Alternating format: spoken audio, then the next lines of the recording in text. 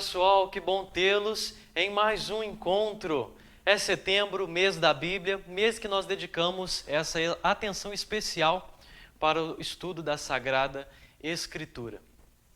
Nos últimos encontros nós vimos o que é a Bíblia, ou seja, sua origem, nós vimos também essa experiência de um povo e também como este livro está escrito, né? A Bíblia, que é uma coleção de livros, como ele é composto, né?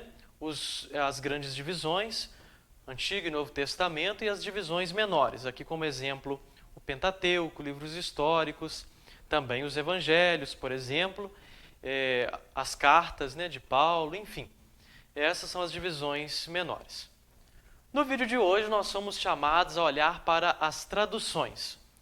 Olhar as línguas originais, as traduções e também algo muito interessante e que é muito comum em nosso meio, né? As dúvidas de como marcar a Bíblia, como encontrar um texto, enfim, tudo isso nós vamos esclarecer neste nosso encontro de hoje. Vale lembrar que esta Bíblia, né? Estes conjuntos de livros, são escritos originalmente em 3 idiomas. Quais são eles? Primeiramente, nós encontramos aí no Antigo Testamento escrito em hebraico, aramaico, e o final do Antigo Testamento é também escrito em grego. Já o Novo Testamento é todo escrito em grego. Estas são as línguas originais, então, da Bíblia. Aí nós encontramos, então, as traduções, que são feitas das línguas originais. Das traduções, nós encontramos primeiro as antigas, né, as traduções antigas, que são as traduções judaicas e também as traduções cristãs. A tradução mais famosa judaica é a tradução dos 70.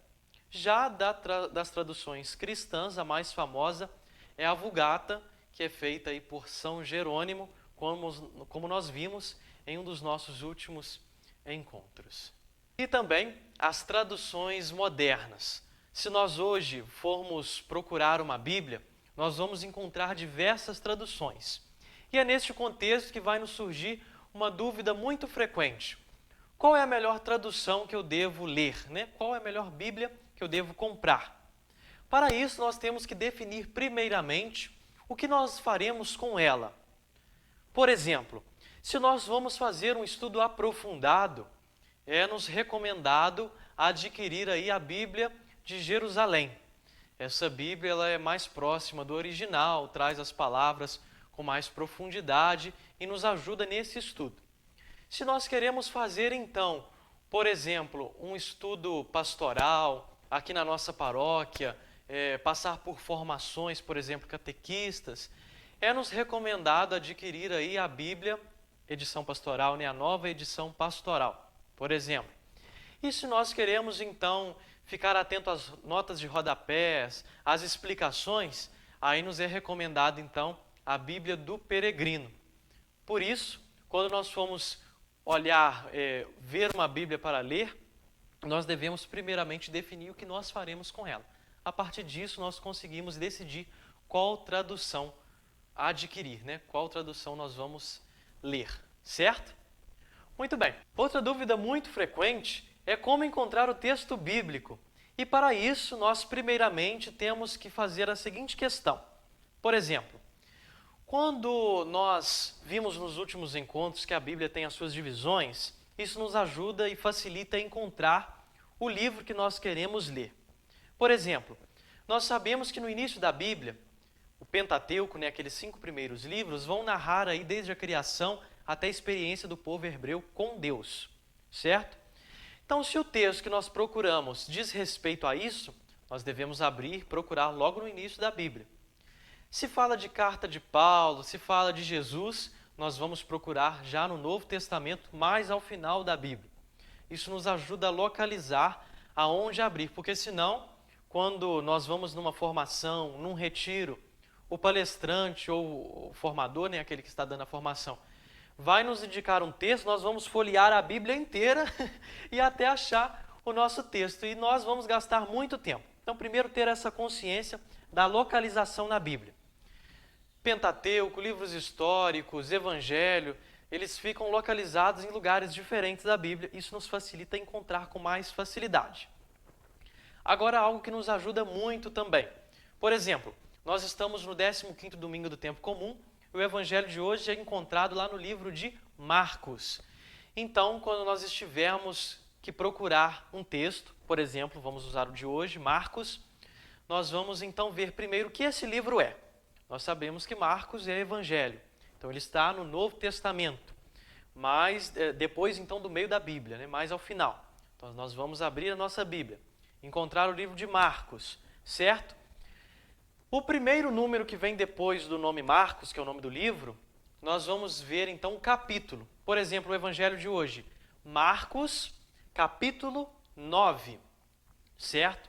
Então nós vamos abrir o livro de Marcos e procurar este número grande aí que é o capítulo 9, que são os capítulos. Então vamos lá, Marcos 9. Aí temos uma vírgula para separar capítulo de versículo. E aí nós encontramos então no evangelho de hoje os versículos de 30 a 37. Por isso 30 e 37, porque é um intervalo maior de versículos.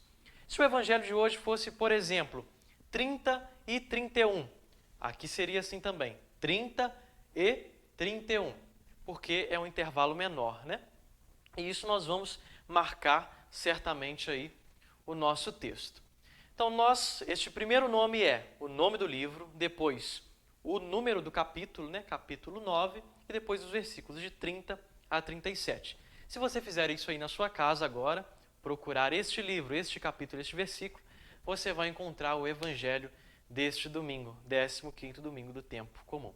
Certo? Muito bem. E nós, quando olhamos para esta forma de marcar, né, nomes e também essas numerações, nós facilitamos também ao encontrar o texto, não só evangelhos. Por exemplo, se nós estamos procurando aí cartas, as cartas estão também mais ao final da Bíblia.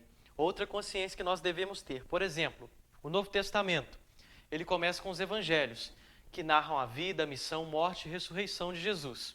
Depois nós temos os Atos dos Apóstolos, que é o que os discípulos vão dizer de Jesus e também a sua caminhada, a sua trajetória. E depois nós temos as cartas, né, que vão relatar aí esses discípulos, essas pessoas que seguiram Jesus, que mandam cartas às comunidades. Então nós temos que ter essa consciência também. Se nós procuramos cartas, vai ser mais ao final da Bíblia, depois dos Evangelhos e do Atos dos Apóstolos. Só para acharmos com facilidade. E assim, qualquer outro livro da Bíblia. Para encerrarmos este nosso encontro de hoje, vamos para as nossas curiosidades. Já que estamos falando de tradução, vamos conhecer então os livros mais traduzidos no mundo. Acompanhe aqui conosco. Primeiro livro, como já imaginamos, é a Bíblia. O segundo livro é O Pequeno Príncipe. O terceiro livro nós temos então As Aventuras de Pinóquio. O nosso quarto livro então é O Caminho do Peregrino. E o quinto livro é A Aventura de Alice no País das Maravilhas. Estes são os 5 livros mais traduzidos no mundo. Claro, aí, liderados então pelas Sagradas Escrituras. A nossa segunda curiosidade é que a leitura e a interpretação da Bíblia deve ser feita a partir de 3 critérios, segundo então o Catecismo da Igreja Católica. O primeiro deles é que toda leitura e interpretação deve se considerar o conteúdo completo da Bíblia, ou seja, todos os livros, todos os textos, e não somente aquela passagem, aquele livro, aquele contexto, né? Deve-se olhar para o panorâmico geral. Esse é o primeiro critério. O segundo critério é que a leitura e a interpretação deve estar ligada à tradição da igreja. E também, o terceiro critério é que deve ser sempre feita a analogia da fé. Nós devemos olhar, então, para o contexto geral, olhar para a tradição e também fazer a analogia da fé. A nossa última curiosidade de hoje é para sabermos se a Bíblia é ou não católica. O leitor, então, deve buscar, né, no verso da folha de rosto, se há uma autorização da CNBB, de algum bispo, atestando, né, que aquela Bíblia de fato está de acordo aí com a tradução e com os critérios católicos. Então, você vai olhar na folha de rosto, no verso, e ver se aí lá há uma autorização da CNBB ou de algum bispo, atestando então a veracidade e a conformidade com a tradução católica.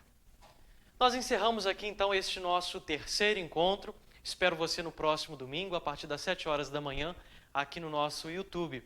Não esqueça de curtir e também compartilhar este vídeo, né, para que mais pessoas possam então ter acesso a este nosso momento formativo sobre a Bíblia este mês de setembro. Um abraço, até a próxima.